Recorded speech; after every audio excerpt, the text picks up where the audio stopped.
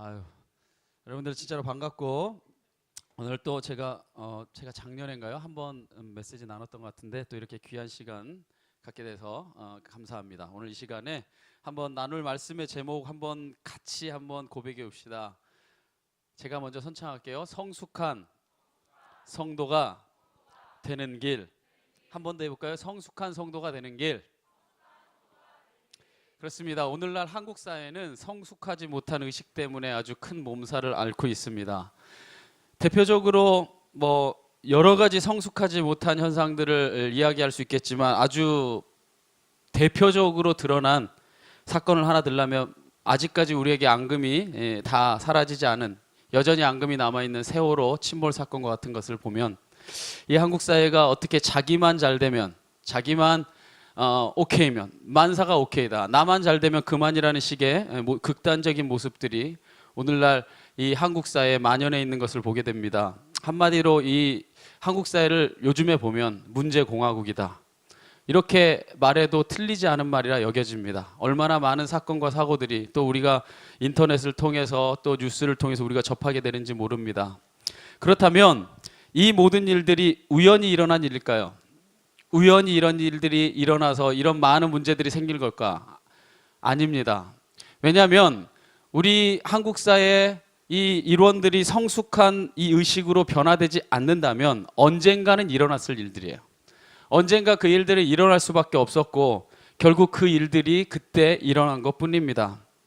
그렇다면 저는 이런 질문을 여러분에게 던져봅니다. 적어도 예배드리러 나온 제가 이제 어른 목회라니까 자꾸 성도님들이라고 나오는데, 성도님 나오면 여러분하고 좀 갭이 생기는 거죠. 여러 청년들이라고 할게요. 여러 젊은이들이, 그렇게 낫겠다. 여러 젊은이들이 이런 한국 교회는 이런 성숙한 의식에서 이 성숙하지 못한 의식으로부터 과연 자유로운가? 여러분에게 묻는다면 정말 당당하게 우리는 성숙했습니다라고 대답할 수 없을 거예요. 참 그렇지 못하다는데 한 사람의 크리스찬으로서, 때로는 목회자로서 참담함을 느끼게 됩니다. 자, 한국 교회가 성숙했는가 성숙하지 못했는가 여러분에게 질문한다면 여러분이 대답해야 됩니다. 왜냐하면 교회는 건물이 아니에요.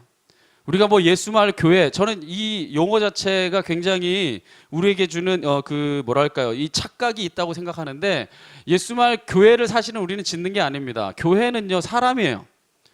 원래 이 헬라어 원어에서도 이 교회라고 할 때 에클레시아는 하나님의 부르심 받은 자들입니다. 그러니까 교회는 누구예요? 나라고 그래서요. 우리라고 하면은 자꾸 책임 소재가 불분명해. 제가 조금 더 많은 퍼센테이지를 가진 것 같으니까 나라고 한번 해봅시다. 교회가 누구예요? 그럼 이건 뭡니까? 이건 교회가 아니라 엄밀히 말하면 교회된 자들이 함께 모여서 예배를 드려야 될 공간이 필요하기 때문에 지어지는 예배당이에요. 그러니까 이 용어를 명확하게 써야지 개념이 명확해집니다. 우리는 예배당을 짓는 거지 교회를 짓는 게 아니에요. 교회는 누구냐? 바로 여러분입니다. 그러니까 한국 교회가 성숙합니까? 라고 물을 때에 그 대답은 여러분이 해야 되는 거예요. 왜냐하면 한 사람 한 사람인 이 한국 교회를 이루고 있는 이 교회된 내가 성숙하지 않으면 한국 교회는 성숙하지 않은 거예요. 이 교회 건물이 아무리 삐까뻔쩍하고 아무리 멋지게 짓고 아무리 수십억을 들여서 아무리 세상 사람들이 보기에 멋지다라고 건물이 지어진다고 해서 건물이 타락하는 거 아닙니다. 건물이 변질되는 거 아니에요. 건물은 다만 낡을 뿐이죠. 그러니까 한국 사회가 오늘날 또한 한국 교회가 부패했다, 한국 교회가 잘못됐다, 성숙하지 못하다고 하는 것은 우리가 대답해야 될 문제인 것입니다. 오늘날 우리 한국 교회가 성숙하다고 과연 우리가 대답할 수 있는가? 이 질문 앞에 우리가 당당하지 못한 것은 바로 어제도 나왔다고 하죠? 그죠? 여러분 TV 안 보니까, 여러분 다 성경만 보죠? TV 안 보이니까 여러분 TV 자꾸 그런 거 물어보면 제가 속되죠. 그죠? 그것이 알고 싶다에 전쟁이 나고 난리치고 그래서 밑에 댓글 봤더니 그러니까 개독이지부터 시작해서 아주 그냥 부끄러워 혼났네요. 제가 미국에 잠깐 있을 때 전에도 한번 여러분과 그 일화를 나눴던 것 같은데 진짜 창피했던 일이 뭐냐면 어떤 사람이 교회 욕을 그렇게 써놨더라고. 그래서 제가 댓글 하나 달았어요. 꼭 교회가 그런 것만은 아닙니다. 내가 평생에 먹을 욕을 30분 안에 다 먹었어. 너 이 새끼야 일로 와봐. 이것부터 시작해서 우와, 내가 잠깐 화장실 갔다 왔더니 밑에 댓글이 쫙 달린 거야. 이 새끼야 이러면서 욕을 갖다 욕을 그래서 제가 한국이 아니라서 하고 나가버렸어요. 거기 계속 있다가는 아주 평생에 먹을 욕을 계속 먹겠더라고. 자, 오늘날 내가 I'm a Christian, 내가 크리스찬입니다라는 이 정체성만 밝혀도 모든 욕을 다 먹는 시대가 됐어요. 이 얘기는 뭐냐? 이제까지 한국 교회가 우리에게 보여준 모습이 바로 그러한 모습으로 세상 사람들에게 비춰졌다는 겁니다. 이러한 현실 속에서 결국 한국 사회의 문제라고 하는 것은 결국 내 안에 내재되어 있는 문제입니다. 한국 사회가 잘못됐다 그러면 무슨 사회가 잘못됐어요? 무슨 책이 잘못됐어요? 무슨 사회 책이 잘못됐어요? 예, 너무 고차원적인 개그를 하니까 여러분들이 그렇게 썰렁하게 있으면 설교만 길어질 뿐이에요. 한국 사회가 잘못됐다고 할 때 여러분들은 굉장히 세 발짝 정도는 한 네 발짝 정도는 띄어져서 무엇인가 손가락질을 하지만 한국 사회라고 하는 건 결국 그 사회를 이루고 있는 구성원 한 사람 한 사람 바로 내가 대답해야 될 문제입니다. 결국 한국 사회의 문제라고 하는 것은 내 안에 내재되어 있는 문제인 것입니다. 이러한 현실 속에서 사회의 잘못들을 비판적으로 성찰하고 시시비비를 옳게 가를 줄 아는 그런 바른 관점을 갖는 것은 청년들에게 굉장히 중요합니다. 이와 동시에 늘 거시적인 담론만을 우리가 이야기하고 공상적인 유토피아만을 외치는 게 아니라 내 안에서 바로 나 자신이 돌아보고 변화시켜야 될 것은 없는가를 돌아보는 이런 미시적인 자세도 늘 균형을 가질 때에 한국교회 적어도 청년 크리스찬들이 그런 의식을 저는 분명히 가져야 된다고 믿습니다. 이 사회에 대한 거대 담론들이 올바른 길로 갈 수 있게 늘 비판적인 사고를 유지하면서도 나 자신을 그 잣대를 가지고 바라봐야 돼요. 우리가 성경을 가지고 많은 사람들을 상처 주는 이유가 뭐냐? 이 성경의 잣대에 네가 안 맞다는 거예요. 이 성경의 말씀대로 네가 살지 못하는 것 같고 너 이렇게 하는 꼬락서를 보니까 너는 구원도 못 받을 것 같다. 이렇게 자꾸 남을 정죄하고 남을 판단하기 때문에 상처받는 거예요. 결국 성경의 수많은 메시지들은 무엇을 위해 존재하느냐? 나를 보라는 거예요. 할렐루야. 그래서 어떤 그 좋은 이미지를 쓰더라고요. 그 우리 교회에 계신 그 강평구 권사님이라고 굉장히 이렇게 별로 생각 없는 것 같지만 중간중간 생각 있는 말씀 한마디씩 하시는 분이 있는데 이분이 그 성경의 그 이미지가 참 잘못됐다 얘기했는데 저는 그 말이 참 맞다 생각했어요. 뭐라고 이 성경의 모든 이 은유를 표현할 때에 말씀의 검이라고 하잖아요. 그죠? 말씀의 검이라고 하면 이 검은 다 뭐 하는 거예요? 남을 찔러 죽이는. 이게 살이 많아서 안 되겠다 누르면 여기는 자 말랐으니까 그런 얘기 하는 거예요. 상처받지 마세요. 말씀의 검이라고 하면 끊임없이 남을 죽이고 그죠? 베는 거잖아요. 그 무기 자체가 그죠? 근데 그분이 그런 얘기를 하더라고요. 이러한 이미지 때문에 늘 말씀으로 남을 난도질한다는 거예요. 너는 귀걸이를 해서 안 돼 임마 남자 새끼가 막 이러면서 넌 그렇게 온 집은 꼬락서니가 뭐니 하면서 끊임없이 정결해야지 뭐 거룩해야지 이러면서 남을 늘 겨냥한다는 거죠. 그러나 그분이 그런 표현 쓰더라고요. 말씀의 면도날이다. 면도칼이다. 면도칼은 늘 누구를 다듬는 거예요. 나의 이 거칠거칠해지는 외모를 깨끗하게 다듬는 거잖아요. 그죠? 나를 깨끗하게 하고 나를 정결하게 하고 나를 돌아보게 만드는 칼이잖아요. 이처럼 말씀이 이제 우리 자신을 돌아보게 하는 도구가 돼야 되는 줄 믿습니다. 그렇다면 이 말씀을 통해 우리가 어떻게 성숙한 의식을 가진 성도로 변화될 수 있을까? 우리는 신앙생활을 하면서 성숙이라는 말을 굉장히 많이 듣습니다. 제가 아까 이 성숙한 성도가 되는 길, 제가 이것을 한 작년 초반에 제가 어른들과도 한번 이 고민을 나눈 적이 있는데 특별히 저는 이 청년들이 이 말씀을 귀담아 드려야 된다고 생각해요. 과연 우리 청년들은 이제 여러분들이 성장하고 있는 이 시기에 지식만이 아니라 영성적으로도 또 여러 가지 면에 있어서 성숙한 자가 된다고 하는 것은 과연 어떤 의미인가? 우리는 참 교회 안에서 성숙이라는 말을 흔히 쓰고 자주 듣습니다. 특별히 신앙생활에 열심히, 특별히 이 앞에 서 있는 이렇게 찬양했고 이런 사람들은 넌 성숙해야 돼. 성숙한 크리스찬이 돼야 돼. 끊임없이 도전받고 끊임없이 고백하기도 합니다. 자, 그렇다면 나름대로 신앙생활에 열심히 사람들은 성숙의 나름대로 기준을 가지고 그것에 맞춰 살려고 애쓰며 노력하며 살아가는데 과연 성숙하다고 하는 것이 어떤 의미일까? 여러분 성숙하라는 얘기 들은 적 있어요? 있다고 해줘. 제발 넘어가게. 적어도 크리스찬은 성숙해야 된다는 얘기 들은 적 있죠? 예, 있어요. 우리는 끊임없이 우리 교회 이 성경 공부 과정에도 성숙한 그리스도인이라고 아예 과목이 개설돼 있어요. 끊임없이 성숙에 대해서 우리가 이야기하고 듣는데 여러분은 과연 한 사람의 크리스찬이 성숙하다고 하는 게 어떤 의미인가 한번 진지하게 생각해 본 적이 있습니까? 한번 이렇게 돌려 한번 여러분에게 물어볼게요. 그럼 과연 여러분은 과연 성숙하다고 하는 것이 어떤 것이 성숙하다고 여러분은 생각하십니까?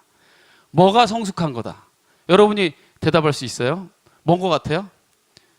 예, 이렇게 또 물어보니까 이제 대답하기 쪽팔리죠? 그죠? 얘기했다가 또 답 아니면, 그죠? 자기의 지식 수준이 만천하에 드러나고, 예, 차라리 이럴 때는 중간에 있는 게, 예, 또 아무 말 안 하는 게 중간이나 가는 거죠. 그죠? 이제 이 대답도 안 하고 저 대답도 안 하면 설교만 길어질 뿐이라 했죠. 그죠? 자, 여러분이 과연 성숙이라고 하면 과연 그게 어떤 것이 성숙이라고 생각합니까? 사실 제가 이 질문을 던졌을 때 여러분이 선뜻 대답하지 못하는 이유는 뭐냐면요. 그게요. 굉장히 명료한 개념 같지만 명료하지 않아요. 왜냐하면 제가 여기 앞에 앉아있는 성의부터 시작해서 성숙이 뭐라고 생각하냐고 물어보잖아요. 그러면 사람들이 대답하는 대답이 100이면 100 다 다를 수 있어요. 제가 한번 교회 열심히 다니는 사람들의 기준으로 얘기해 볼까요? 예배 생활 열심히 하고 충실히 다 하는 것. 이게 무엇보다도 성숙한데 중요한 조건입니다. 이렇게 얘기할 수 있죠. 대답하랬죠, 내가. 해, 안 해, 빨리. 그죠? 교회 열심히 다니고 예배 생활에 충실한 게 성숙한 겁니다라고 얘기할 수 있어요. 아니요. 교회 생활 열심히 하고요. 집에 가서 지 할 짓, 뭐, 엄마, 아빠 안 보고, 뭐, 전도사님 안 보는 데서 할 짓 다 하고요. 별짓 다 하는데, 그런 것 아니라 누가 안 보더라도 열심히 자기의 삶을 성실하게 살아가고 거룩하게 살아가는 거예요. 이제 거룩한 개념은 뭐냐 이렇게 물어보면 또 헷갈리지만 어쨌든 그렇게 사는 거라고 대답하는 사람이 있을 수 있고, 그것도 아니고 교회 열심히 다니는 애 까탈스럽고 그저 성길 지랄 맞고 하여튼 재수없는 애들 많아요. 인격이 훌륭해야죠. 다른 사람들이 다 이렇게 해도 까탈스럽게 대해도 다 받아들여 줄 줄 알고 마음이 넉넉하고, 그죠?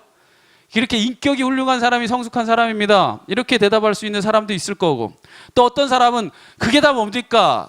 다른 사람들 안 가는 농활도 가고 섬김과 봉사의 삶도 가고, 또 사람들이 이렇게 알아주지 않는 요즘에 여러 가지 이슈들에 내가 앞장서서 섬김과 봉사의 삶을 살아가고 많은 어렵고 힘든 사람들을 돌보고, 이런 모습이 있어야지 적어도 크리스찬이라는 이름을 가질 수 있지 않습니까? 이게 성숙한 거 아닙니까? 이렇게 얘기할 수 있어요. 그죠? 그럼 제가 몇 가지 예를 들었는데 기준이 다 달라요. 예배 생활에 열심히라고 생각하는 게, 예배 생활에 열심히 하는 게 성숙한 크리스찬이 되는 거라고 생각하는 사람은 성숙한 크리스찬이 되기 위해서 예배 생활에 한 번도 안 빠지고 열심히 다녀요. 근데 이제 문제가 뭐가 생기느냐? 자, 예배 생활에 열심히 살아가는 게 성숙이라고 생각하는 이 사람의 기준에는 봉사한다고, 사회봉사한다고, 사람들 섬긴다고 예배도 막 빠지고, 뭐 새벽 예배도 안 나오고, 뭐 이것저것 뭐 기도회도 안 나오고, 안 나오는 애들은 성숙하지 못한 거야. 그리고 그렇게 열심히 사회에 가서 봉사하고 사람들 섬기고 이렇게 사는 사람들은 얘기 보면서 교회만 잘 다니면 다냐? 진짜로 삶 속에서 드러내야지 손가락질하는 거야. 여러분들은 착해서 별로 안 싸우죠. 어른들 나이 점점 많아지면요, 자기의 생각이 확고해지면서요, 맨날 싸워요. 네가 잘났다, 내가 잘났다, 내가 맞다, 네가 맞다. 희한하죠? 그래서 여러분 신앙이 별로 없는 사람들은 서로 안 싸워요. 나도 못하는데 뭐 교회나 잘 나오면 되지. 근데 신앙생활 열심히 했다는 사람들이, 특별히 어른들도 제일 많이 싸워요. 내가 맞다, 네가 틀리다. 자, 그러면 제가 한번 아까 예를 들었던 것들을 다시 한번 여러분에게 질문하면서 한번 점검해 봅시다. 그러면 예배 생활에, 예배에 잘 나오는 게 과연 성숙의 기준이 될 수 있을까? 저는 없다고 생각합니다. 왜냐하면 어떤 사람은 새벽기도, 철야기도, 수요예배, 주일예배, 각종 기도회, 모임 아주 잘 나오는데, 그러니까 스스로 나는 이렇게 열심히 예배 생활하니까 나는 성숙하다라고 생각할 수 있는데, 이런 사람이 문제 제일 많이 일으켜요. 이런 사람이 말 제일 함부로 해요. 그래, 안 그래요? 나는 다 열심히 하니까. 누군가 안 한다고 끊임없이 정죄하고 판단하는 사람들 굉장히 많습니다. 그래서 이런 열심히 일하는 사람들, 특별히 목회자 세계에서 그런 얘기합니다. 제발 열심히라도 안 해줬으면 좋겠다. 다 상처 주고 다녀. 열심히 안 한다고.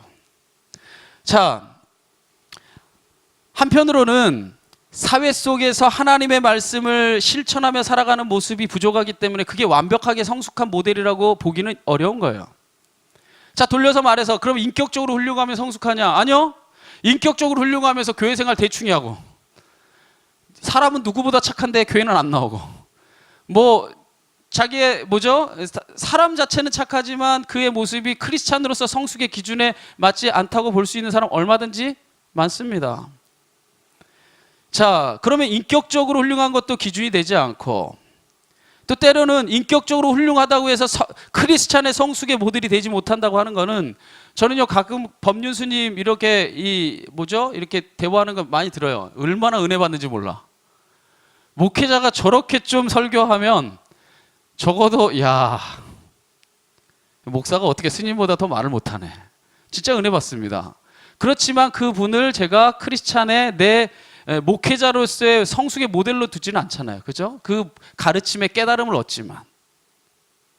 그 외에도 예는 수없이 많습니다. 그러면 다른 거 다 둘째치고 어떤 사람은 이런 말 합니다. 목회자의 말씀에 절대적으로 잘 순종하고 그 말씀을 잘 따라가는 사람은 그 사람이 진짜 목사님 말 잘 따라서 순종해진다. 그리고 그 사람이 이제 앞으로 성숙해진다. 이렇게 생각하는 사람, 젊은 사람들은 적을지 몰라도 어른들은 엄청 많아요.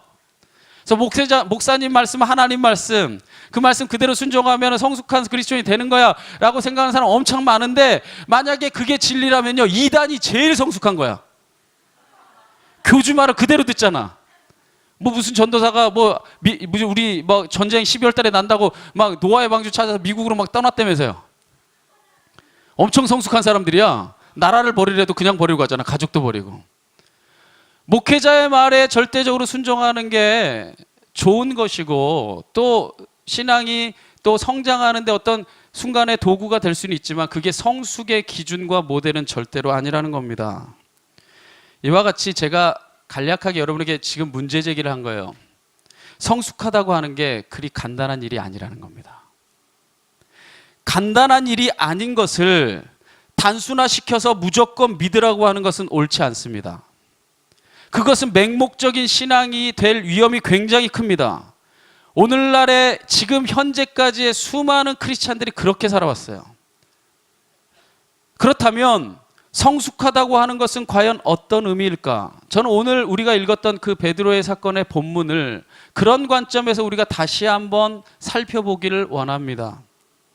자, 그런 의문을 가지고 한번 본문을 살펴봅시다. 제가 배경을 간략하게 설명드리면, 본문의 배경은 이렇습니다. 예수님께서 가이사랴 빌립보에 이르르셨어요. 가이사랴 빌립보라고 할 때는 우리가 이미지가 별로 강하지 않은데, 사실 이 가이사랴 빌립보는 두 개의 단어가 합해진 거예요. 가이사라는 카이사르.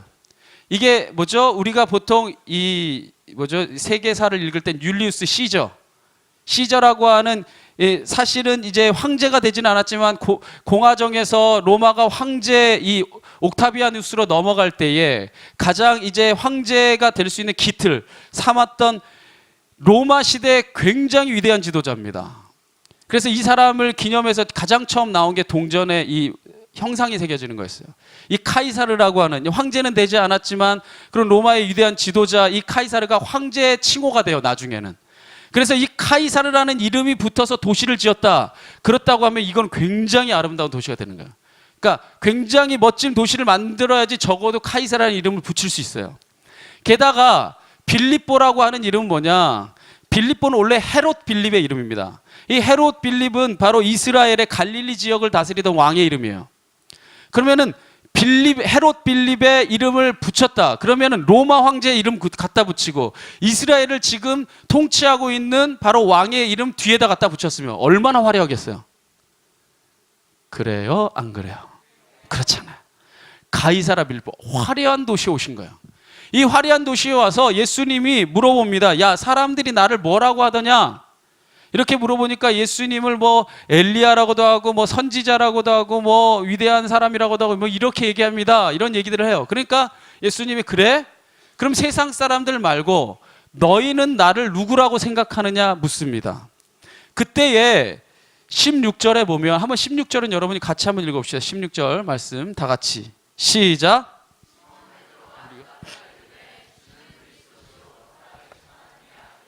자, 시몬 베드로가 앞으로 딱 나오더니 말하길 이렇게 말합니다. 주님은 그리스도시고 살아계신 하나님의 아들입니다 라고 얘기해요. 자, 이 베드로의 위대한 신앙 고백을 들으신 예수님이 너무나 감동하세요. 너무너무 감동하셔. 엄청 행복해하셔. 상당히 행복해하셔. 누군가 웃어줄 때까지 난 계속 하려. 엄청 너무 행복해가지고 너무 좋아요. 이제 성경 읽다가 예수님이 이렇게 좋아한 적이 있나 싶을 만큼 좋아요. 그러면서 뭐라고 말하냐면요, 네가 하늘의 지혜로 이런 고백을 하게 됐지 인간의 지혜로는 이걸 깨달을 수 있는 문제가 사실은 아니었어요. 그러면서 베드로에게 그 고백 위에 내가 교회를 세울게. 그러면서 심지어 베드로에게 나 너한테 천국 열쇠까지 맡길게. 얼마나 감동한지 느껴져요? 느껴졌다고 해야 돼. 네, 느껴져요. 자, 그래서 이 하나님, 예수님께서 18절과 19절에 이렇게 말하죠. 또 내가 내게 이르노니 너는 베드로라. 내가 이 반석 위에 내 뭐를 세우겠다? 바로 네가 이 고백한 이 고백 위에 바로 나의 성도들, 교회들을 세우겠으니 음부의 권세가 이기지 못하리라. 내가 천국 열쇠를 내게 주리니 내가 땅에서 무엇이든지 매면 하늘에서도 매일 것이요 내가 땅에서 무엇이든지 풀면 하늘에서도 풀리리라 말씀하십니다. 자, 예수님은 자신의 존재를 인정하고 자신을 향한 진정한 신앙 고백을 제자들에게 비로소 들으셨어요. 그리고 이거는 완벽한 진리였어요. 그래서 그 말씀을 듣고 난 다음에 예수님이 첫 번째 가르친 게 뭐냐? 이제 십자가의 길이 무엇인지, 내가 이 땅에 온 이유가 무엇인지를 가르쳐도 되겠다 생각하시고 이 신앙 고백을 듣고서 자신이 가야 될 길에 대해서 말씀하십니다. 그래서 뭐라고 말하냐면 21절에 이렇게 말합니다. 이 중요한 구절이니까 한번 다 같이 읽어봅시다. 시작. 이때로부터 예수 그리스도께서 자기가 예루살렘에 올라가 장로들과 대제사장들과 서기관들에게 많은 고난을 받고 죽임을 당하고 제3일에 살아나야 할 것을 제자들에게 어떻게? 비로소 이제서야 가르칠 수 있겠다. 저들의 신앙 고백을 듣고 이제서야 저들에게 이 말씀을 해도 좋겠다 생각하고 비로소 이 말씀을 가르쳐 주십니다. 자, 그런데 그 말을 듣고 있던 베드로가 막 주님께 항변하면서 말리고 나섭니다. 뭐라고 나서냐면은 22절에 이렇게 말하죠. 베드로가 예수를 붙들고 항변하여 이르되 주여 그리 마옵소서 이 길이 결코 주께 미치지 아니하리다. 그러면서 예수님을 막 말리고 나섭니다. 자, 그러자 그 순간에 예수님께서 베드로를 돌아보시면서 매우 충격적인 말을 합니다. 자, 뭐라고 하시냐? 23절에 이렇게 말합니다. 예수께서 돌이키시며 베드로에게 이르시되, 여러분 읽어봅시다. 시작.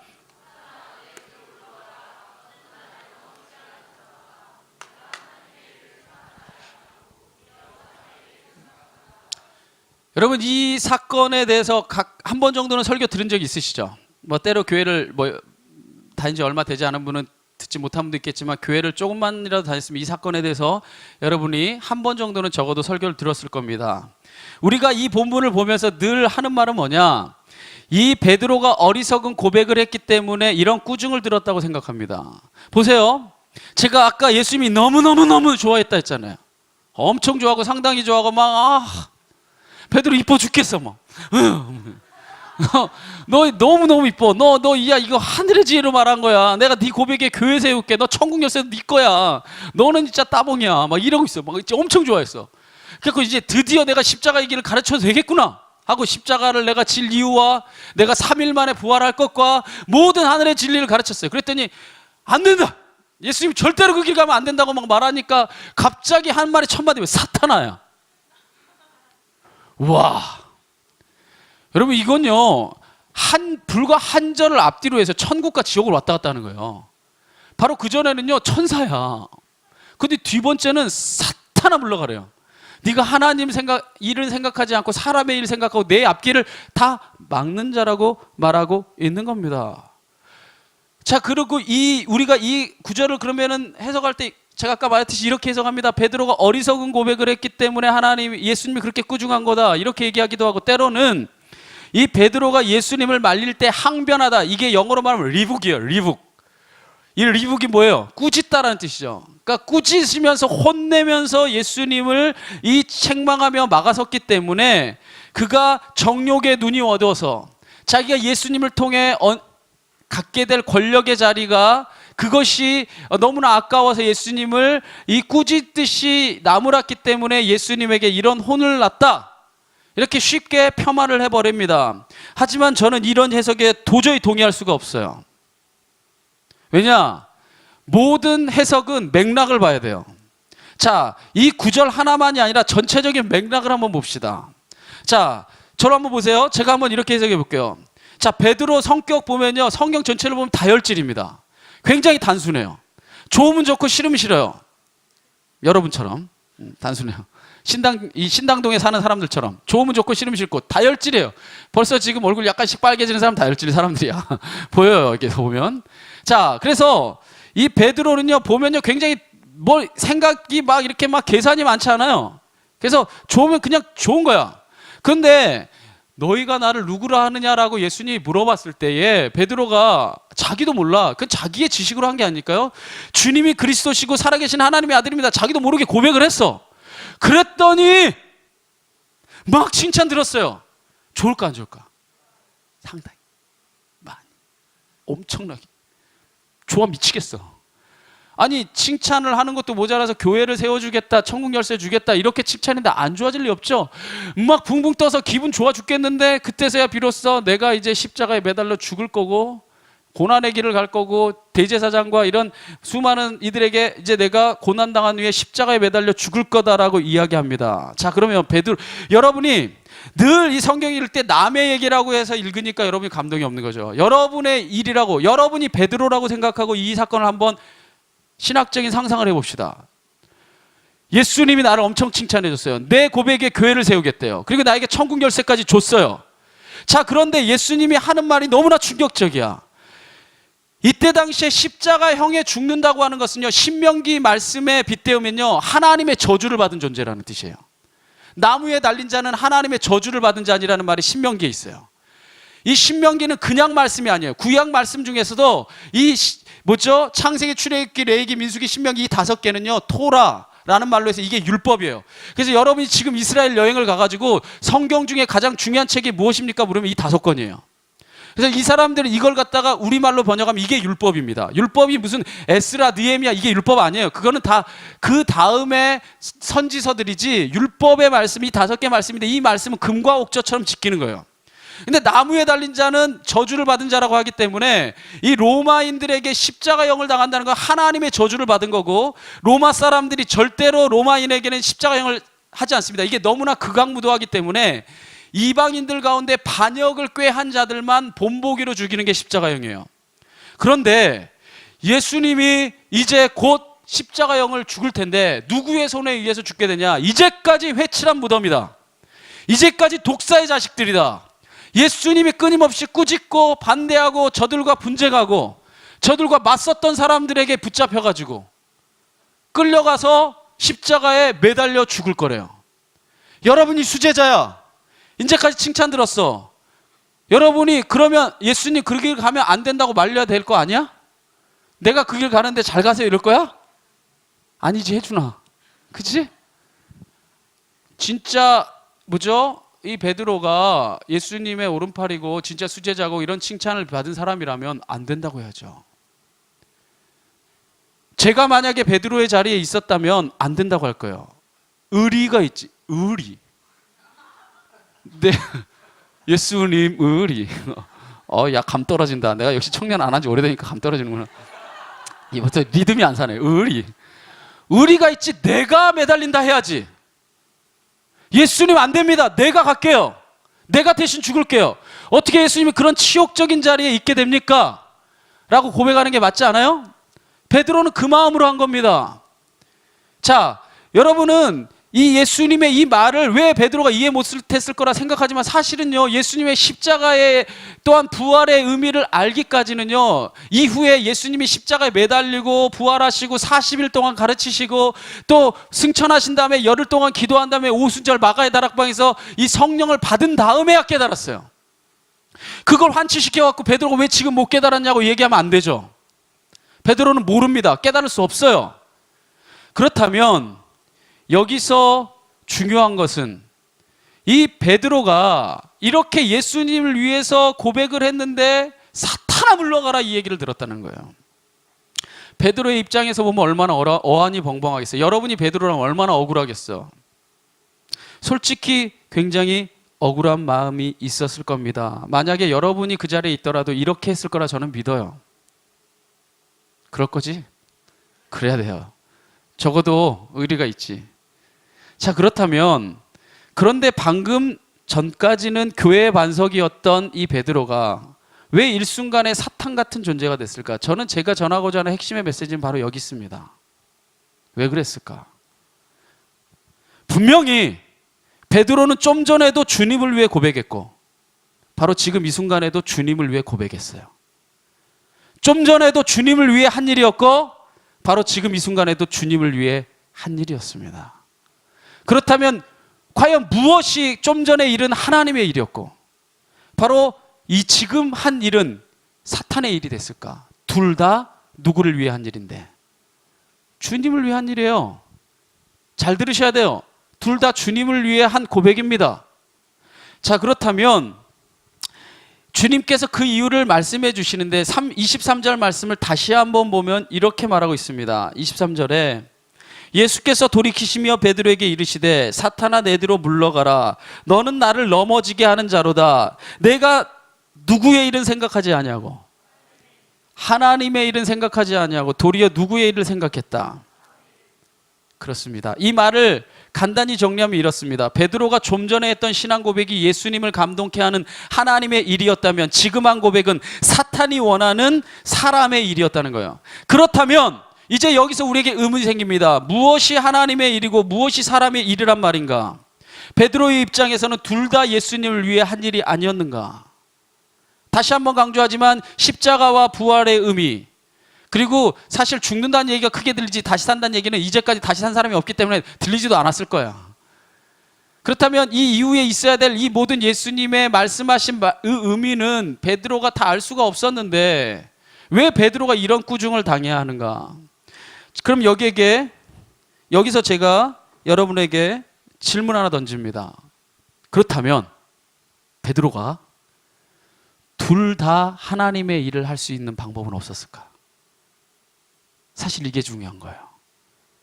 베드로가 둘 다 하나님의 일을 할 수는 없었을까요? 있었어요. 어떻게 하면 됐을까? 어떻게 하면 됐을 것 같아요?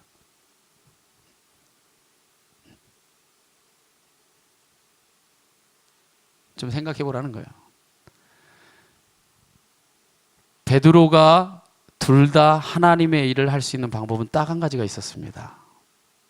뭐냐면 질문하는 거예요. 자, 베드로가 첫 번째 했던 고백, 자기도 모르게 고백한 거예요. 그때 엄청난 칭찬을 들었어요. 그건 진짜 하나님이 원하시는 고백이었고 하나님의 일이었어요.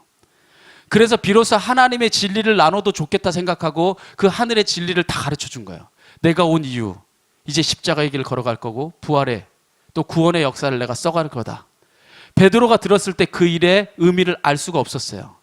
그래서 베드로가 그 순간에 자기 생각, 자기 판단, 자기가 옳다고 생각하는 것, 예수님이 그런 치욕적인 죽임을 당하면 안 된다고 생각하고 말렸고 내가 그 길을 대신 가겠다라고 고백을 했을 때 그것은 예수님이 원하는 게 아니었어요. 그럼 베드로가 어떻게 했어야 돼요?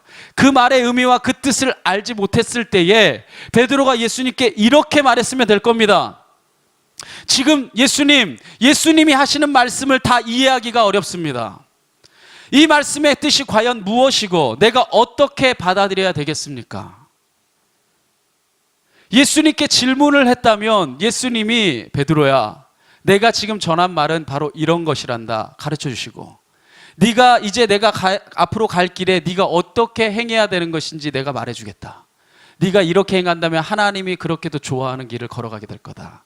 그 질문을 베드로는 안 했어요.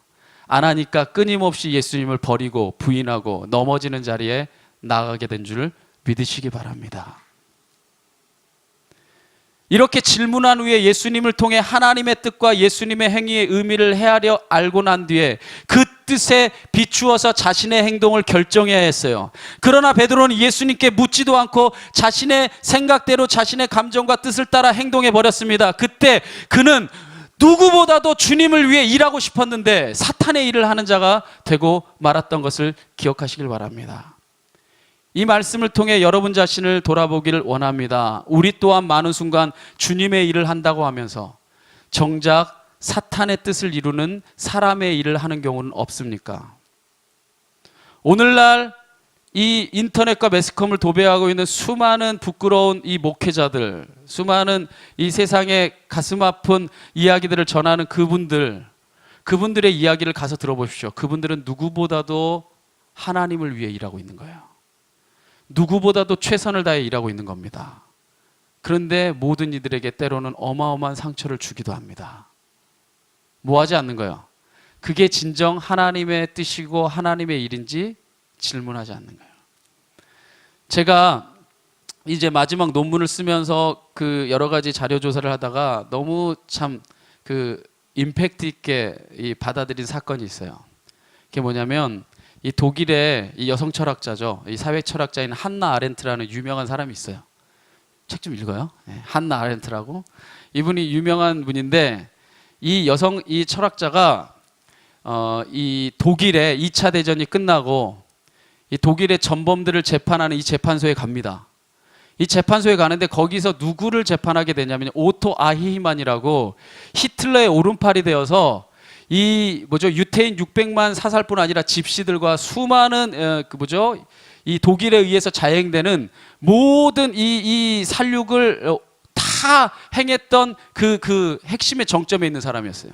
그래서 이 오토 아히히만을 이제 재판하는 그 재판정에 이 한나 아렌트가 가면서 여러 가지 상상에 빠집니다. 이 사람이 어떻게 생겼을까? 막 노는 도끼처럼. 막 이 사람이 막 보면은 막 양들의 침묵에 아니구나. 양들의 침묵 너무 먼 영화구나. 여러분 안 봤겠다. 예, 거기 나오는 그 배우처럼 어쨌든 보자마자 막 음산한 기운과 막 사악한 느낌이 나올 거라 수많은 상상을 하고 가요. 수많은 상상을 하고 딱 갔는데 그 아이만을 보고 첫 번째로 이 한나 아렌트가 엄청난 충격을 받습니다. 왜 충격을 받은 줄 알아요? 이 아이만을 보는 순간 너무나 평범하게 생긴 거야. 도저히 이 사람이 1000만에 가까운 사람을 아무 죄의식 없이 다 죽였을 만한 사람이라고 보이지 않는 거예요.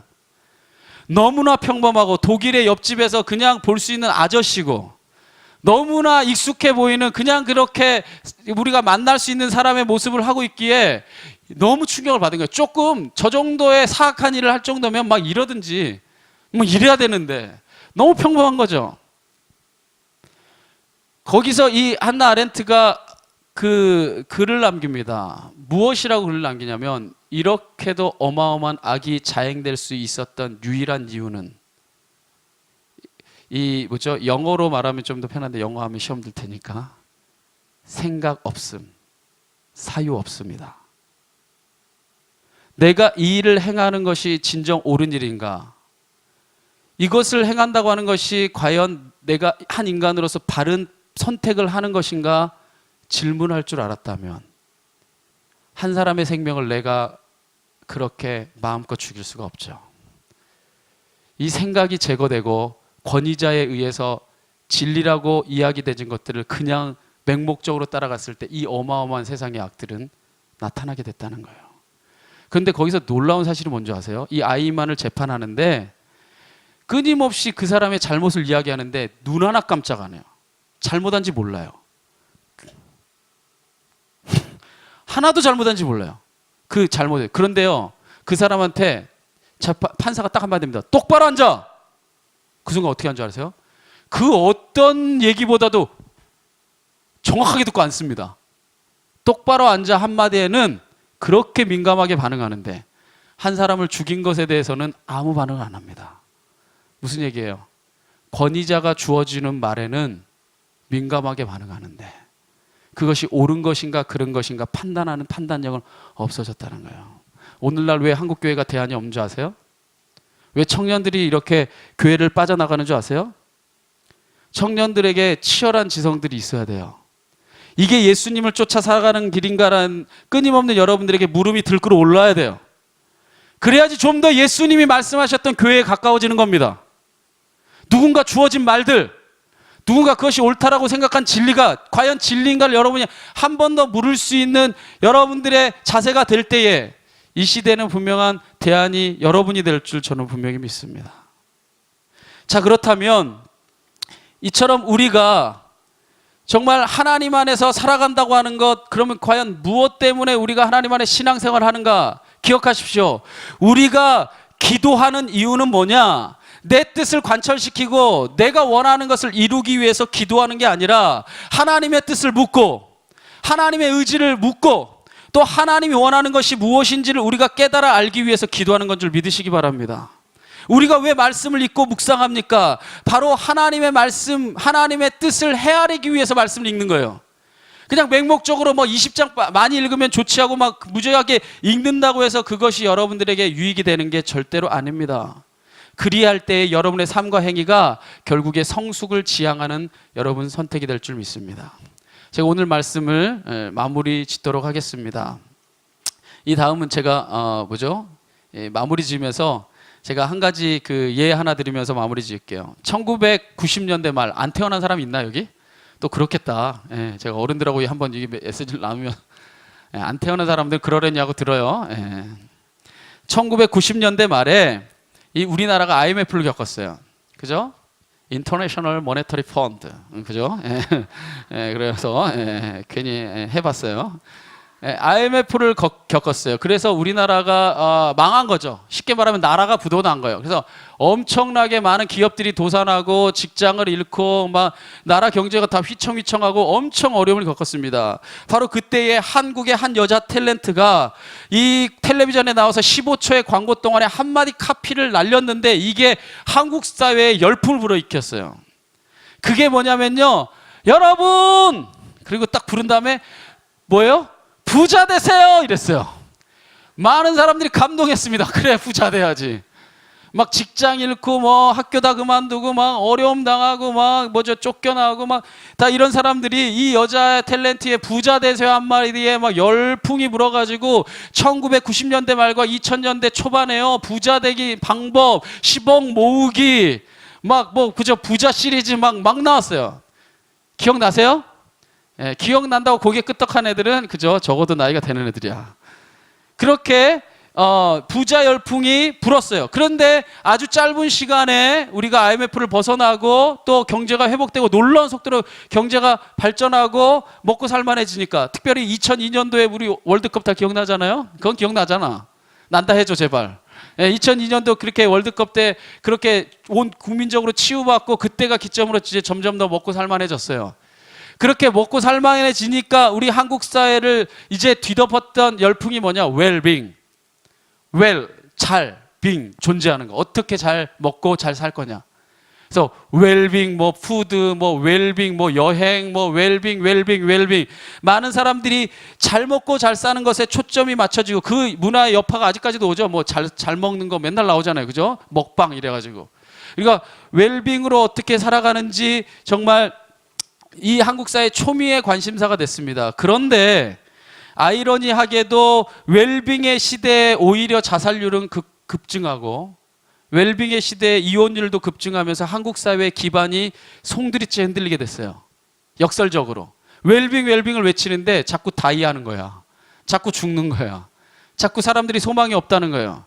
그래서 2000년대 이 말 그리고 2010년대 초반에 우리에게 열풍이 불기 시작한 게 뭐냐? 그게 바로 힐링이에요. 힐링 캠프, 모든 건 다 요즘에 힐링 들어가죠. 이제 푸드도 웰빙이 아니라 다 무슨 푸드예요? 힐링 푸드잖아요.